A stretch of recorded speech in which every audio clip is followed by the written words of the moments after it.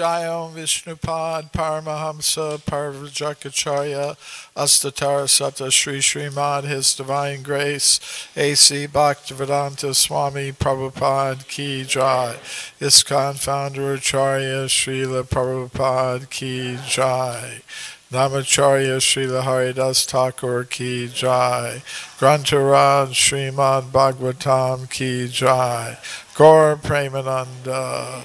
All glories to the assembled devotees. All glories to Sri Sri Guru and Gauranga. Glories to Srila Prabhupada.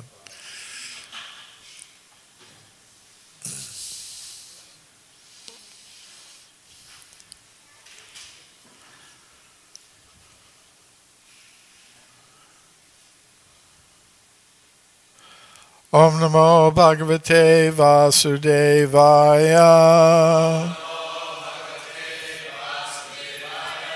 Om Namo Bhagavate Vasudevaya.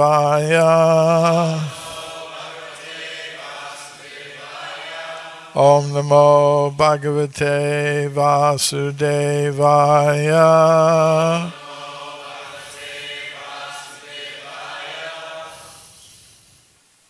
Srimad Bhagavatam, Canto 1, Chapter 12, Birth of Emperor Pariksit, Text 22.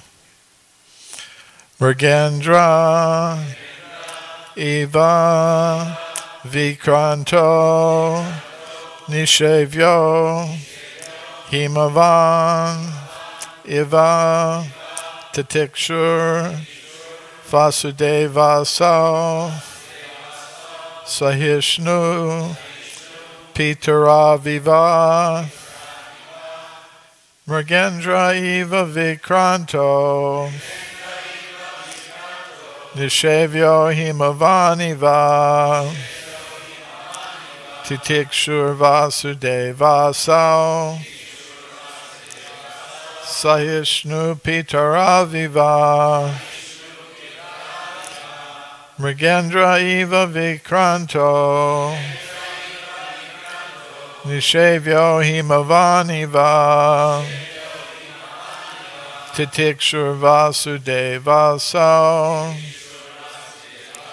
Sahishnu Pitaraviva Mrigendra Eva Vikranto Nishevyo Himavaniva Titikshur Vasudevasau Sahishnu Pitaraviva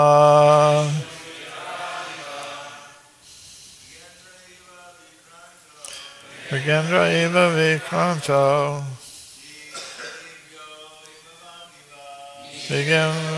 Vaniva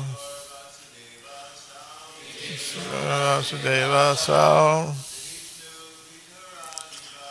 Vishnu Pitaraviva Mrigendra Eva Vikranto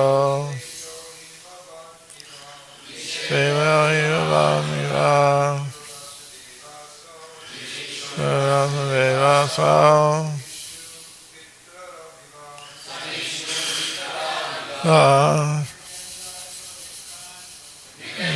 Eva Vikranto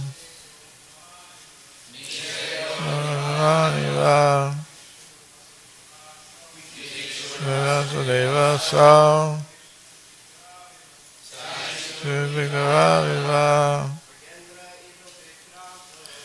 Mrigendra Eva Vikranto Vaniva Vasudevasau Pitaraviva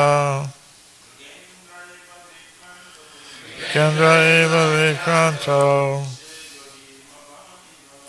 Sevyo Himavaniva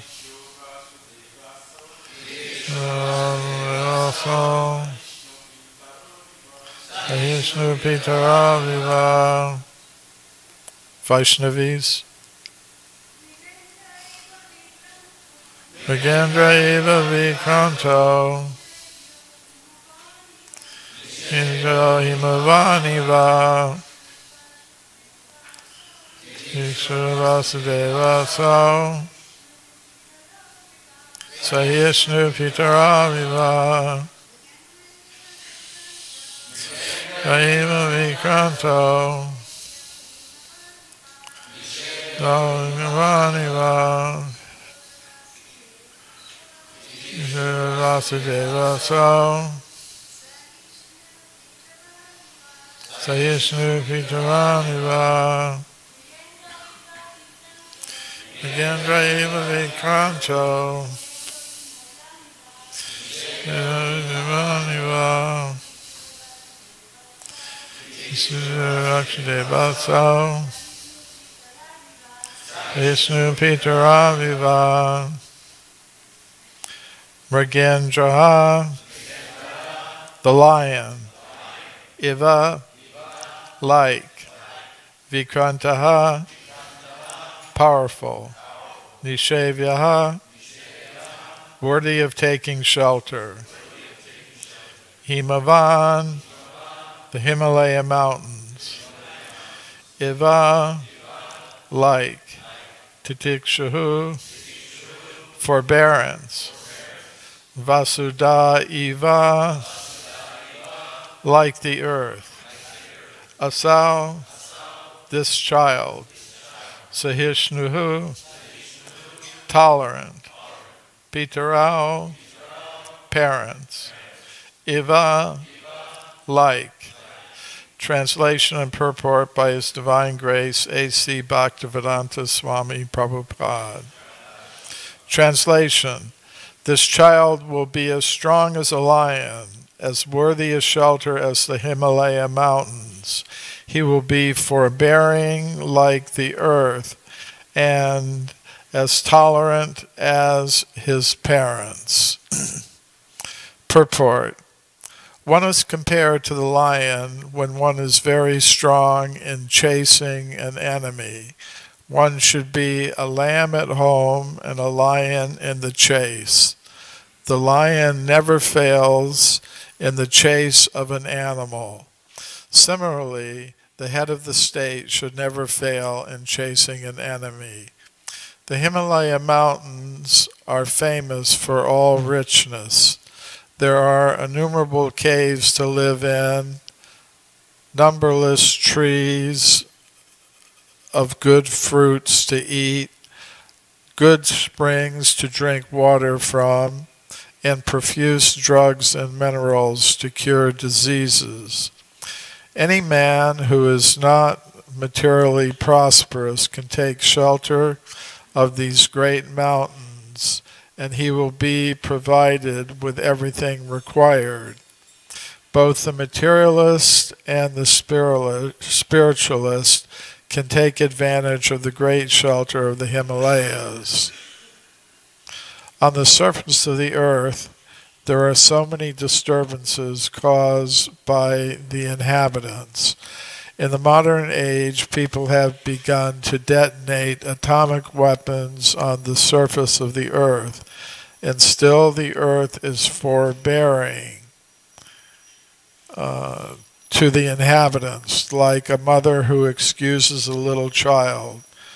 Parents are always tolerant to children for all sorts of mischievous acts. An ideal king may be possessed of all these good qualities, and the child Pariksit is foretold to have all these qualities in perfection. Om Jnana Timirandasya Gyananjana Shalakaya Chakshur Unmilitam Yena Tasmai Shri Gurave Namaha. Shri Krishna Chaitanya Prabhu Nityananda Shri Advaita Gadadhar Shri Vasadi Gaur Bhaktivinoda. Hare Krishna Krishna Krishna Hare Hare, Hare Rama Rama Rama Hare Hare. So the verse again, this child will be as strong as a lion, as worthy a shelter as the Himalaya mountains. He will be forbearing like the earth, and as tolerant as his parents.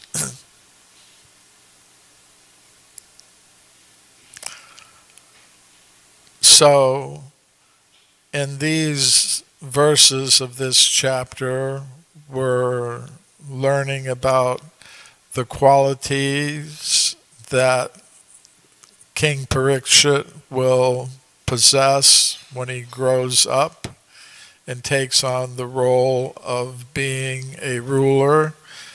At the present moment, he's a child, but the predictions are being given. And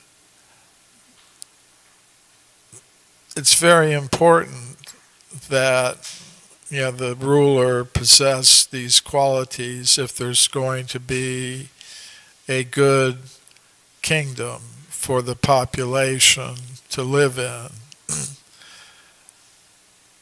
In the modern age, there's no such trained rulers. They have democracy, and the people are not of good quality in this age of Kali, and they pick another person without good qualities to rule them, and then they wonder why things aren't going on very nicely. So, yad yad achrati shrestas tad tadivetaro jana sayat pramanam kurate lokus tad anuvartate. In the Bhagavad Gita, Lord Krishna says that the leading personalities should display good behavior because the common people will follow in their path. Whatever example they set, the common people will also follow. So that was the importance in the Vedic system of the rulers, the kings, members of the royal order displaying these good qualities. So that's the general point. And specifically in this verse and purport, Srila Prabhupada is paying attention to the example of being a lion. He says, be like a lamb at home and a lion in the chase. So, Srila Prabhupada would often use, this analogy of the lamb and the lion. There was a case when, Srila Prabhupada was having a discussion with one of his woman disciples. At that time, many of Srila Prabhupada's female disciples were distributing his books at the airports and at other locations.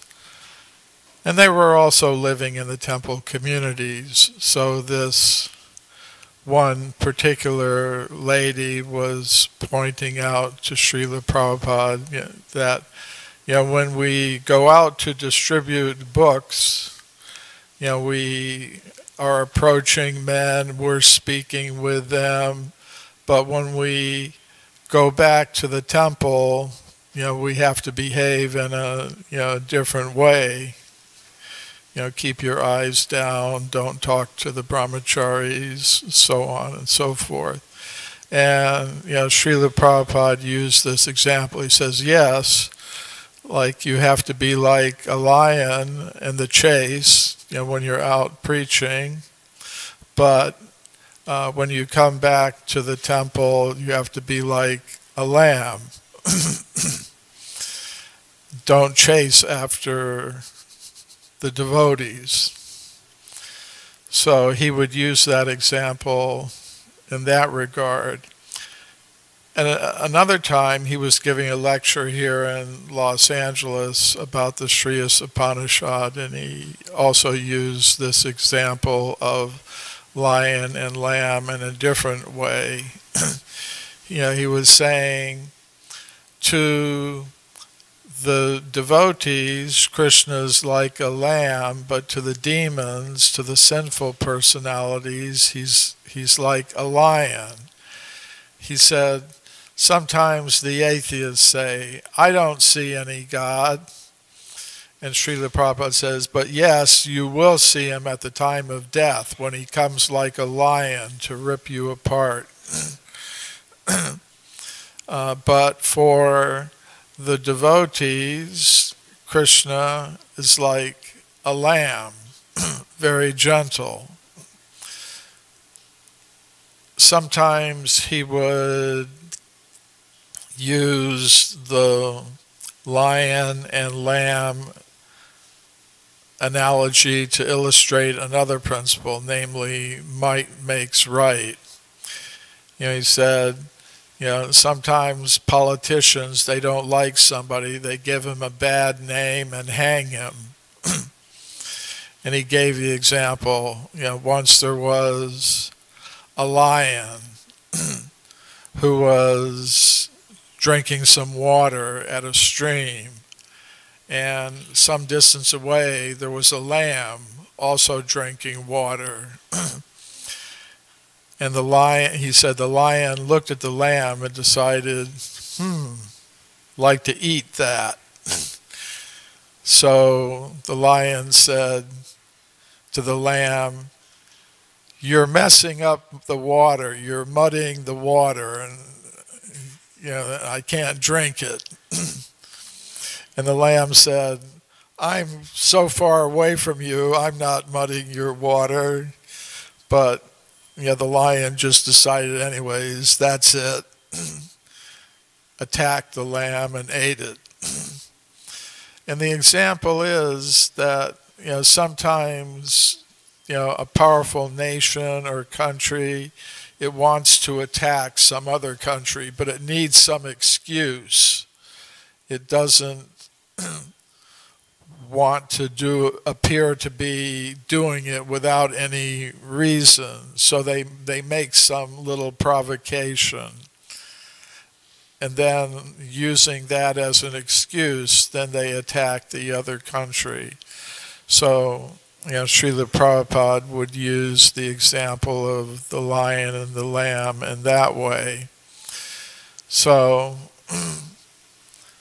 then the next quality that's being given is being worthy of being taken shelter of, like the Himalaya mountains.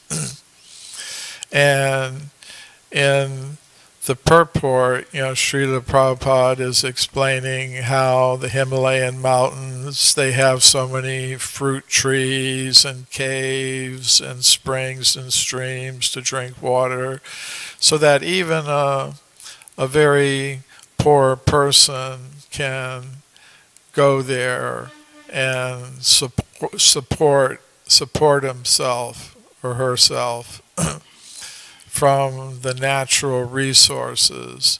And of course we learn from the Srimad Bhagavatam that so many sages and rishis and yogis would go to the Himalayan mountains to practice austerities and live very simply on the natural resources that were available in those mountains. Of course, it's not very practical in this present day and age. Srila Prabhupada once was explaining how in your country, the United States, he was saying, in your country, so many young men approach me and they ask me how to get to the Himalayan mountains and practice yoga. And he said, I tell them, what will you do? You can't practice. Better, if you're interested in yoga, just stay here in this temple and practice bhakti yoga. Because in this age, it's not really practical to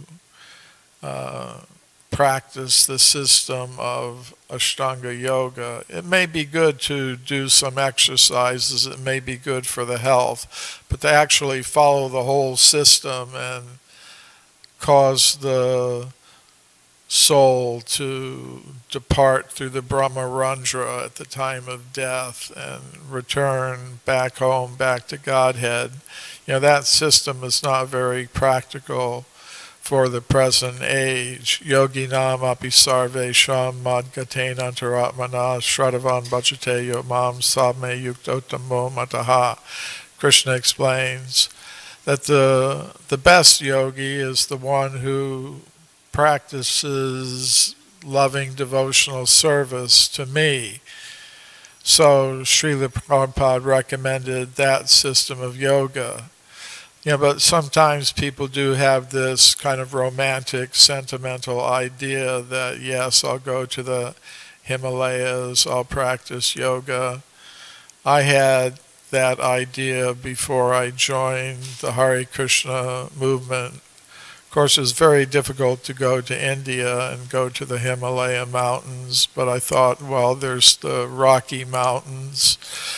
So I went to Boulder, Colorado, and I arrived there at the bus station, and then I just, saw the mountains around, and I started walking toward them. And, going up the mountain, I had the idea, I will sit there in a yoga position until I die.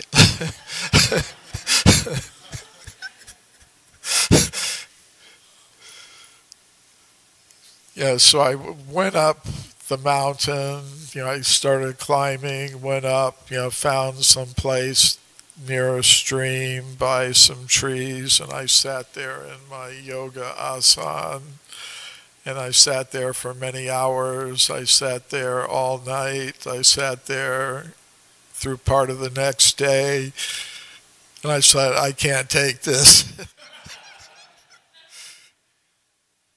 anymore. Walked back down the hill, went back to the bus station, went to Denver, got on a plane, and went back to where I was living.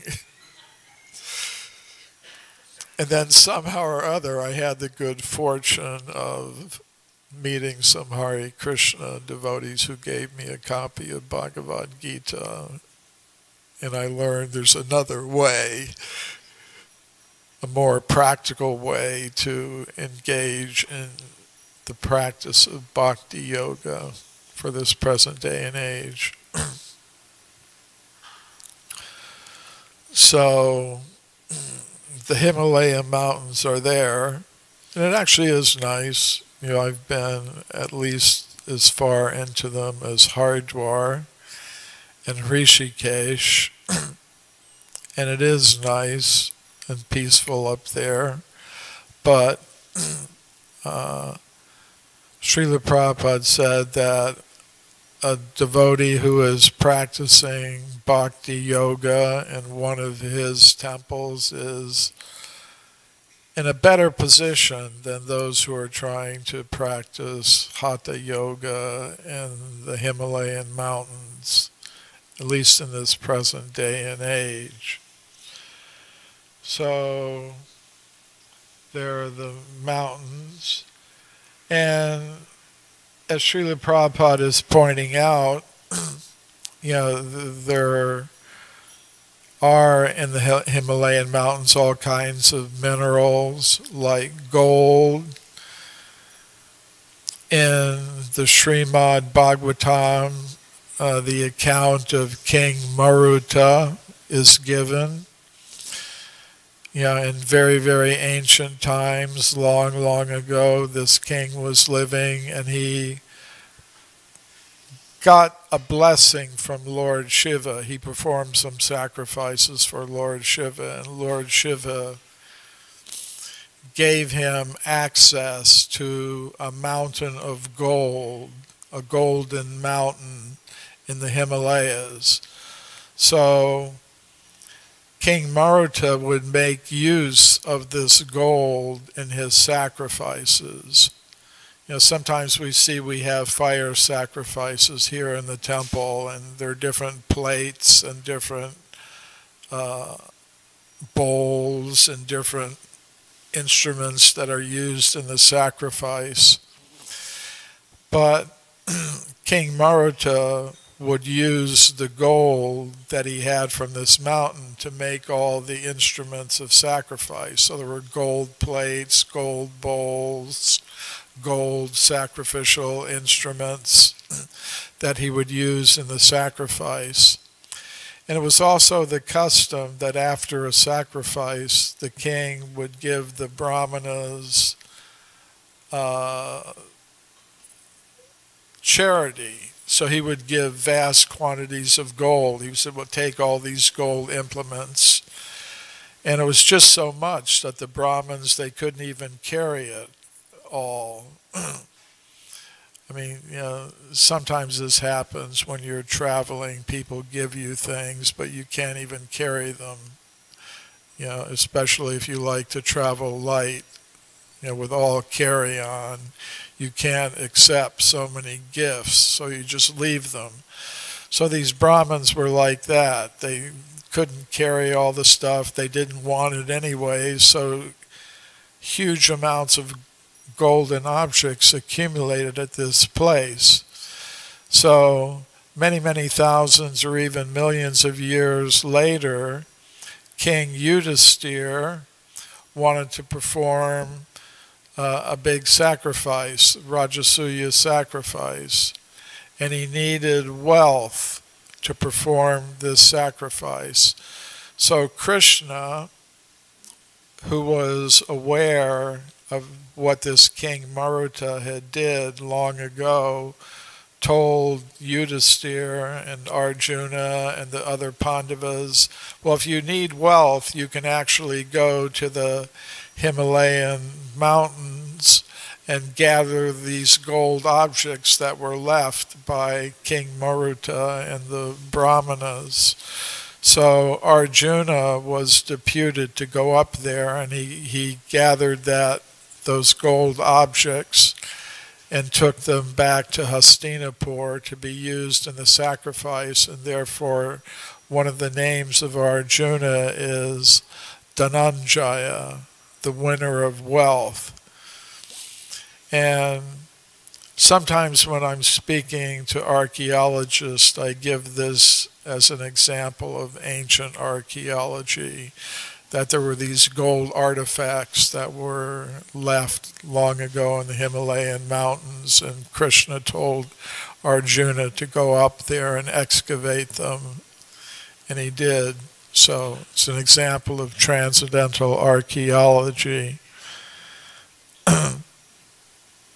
So the point is that these Himalayan mountains, they provide their bounty to whoever comes for it, whether it's the materialist or the spiritualist, Srila Prabhupada said. So the king should be like that. He should be supportive of everyone in one sense. Just like we see Krishna. I mean, if we look at the world, or the city of Los Angeles even, we see that people are committing so many sinful activities.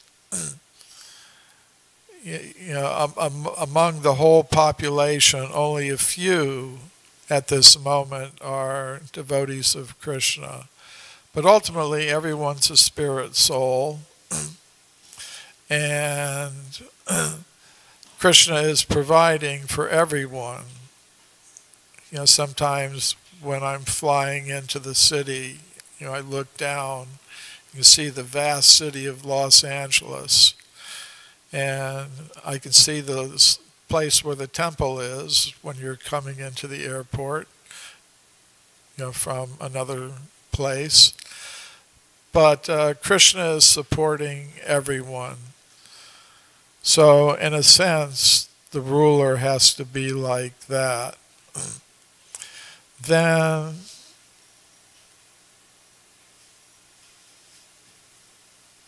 it says he will be forbearing like the earth.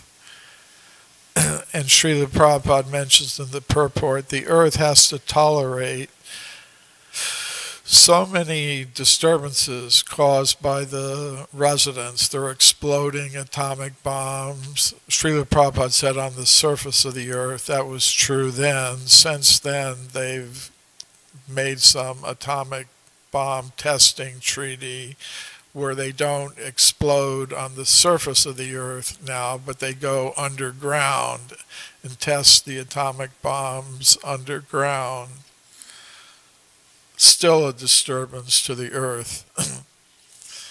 They're drilling so many wells, they're poisoning the earth, poisoning the land, poisoning the water with all their industrial contaminants and things like that. But the earth tolerates. So in this verse it's being said that King Pariksit will be like that. But there are limits to toleration, even for the earth. In the 8th canto of the Bhagavatam, there's the story of Bali Maharaj and Vamana. Krishna appeared in his incarnation as a dwarf Brahmin boy, and he approached Bali Maharaj, who was the king of the demons, who had conquered the universe. And Krishna, in the form of Vamana, asked for 3 steps of land. And Bali Maharaj said, okay, you can take 3 steps of land. It's not very much. But Vaman, this was his trick to get possession of the universe for the demigods, because Bali had conquered everything. So he took 3 steps, but his 3 steps covered the whole universe. And even Bali Maharaj himself had to offer his head for the last step.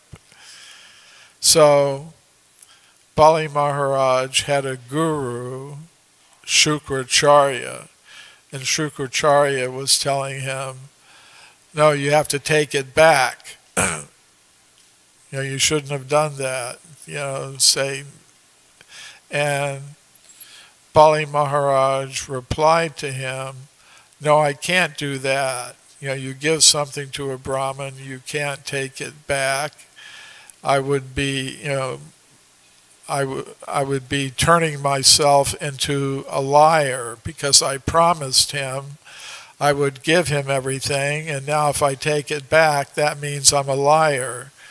And he said, according to the Bhagavatam verse, and the earth will tolerate everything except the presence of a liar.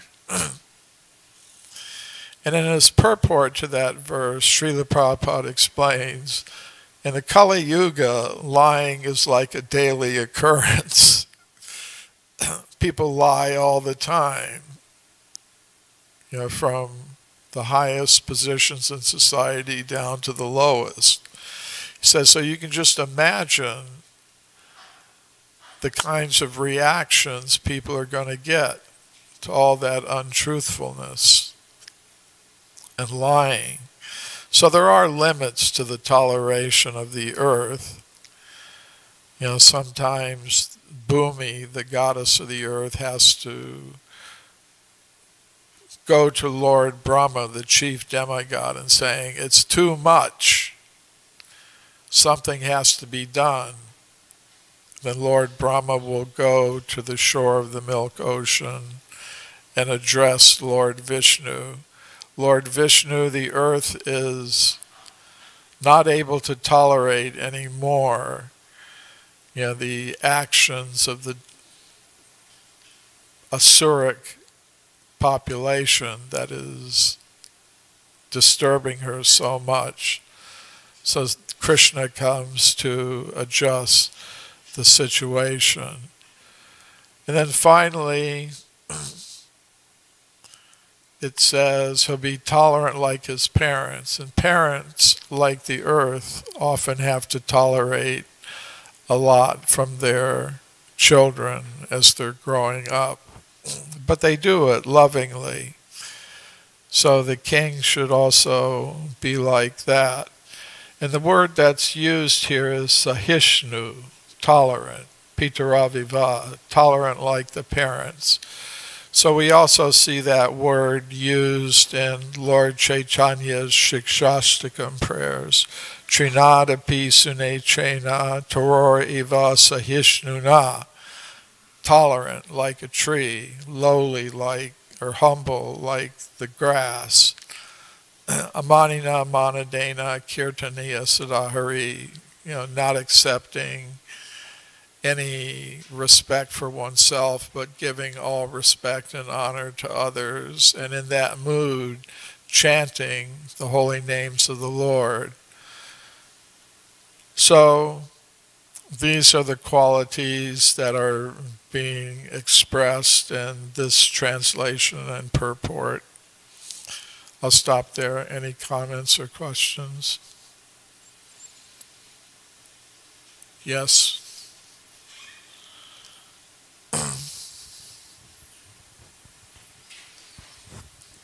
Thank you for the very nice class, Prabhu. You reminded me of when I was 19, I became very frustrated, and then suddenly this detachment came over me, like a Pingala type mood, and I left home and I started wandering, and I ended up in the hills up in Hawaii. And I guess because the Rockies are much too cold, more cold, and there's a lot of fruits in Hawaii and fruit trees. But after a few days of struggle, I realized I was very lonely, and that's when I went down out of the hills, and that's when I met the Hare Krishna devotees. Yes. Many of us go up all kinds of mountains looking for something, and we don't find it, and we come back down, and Krishna gives us a chance. Anything else? Okay, Srila Prabhupada ki jai.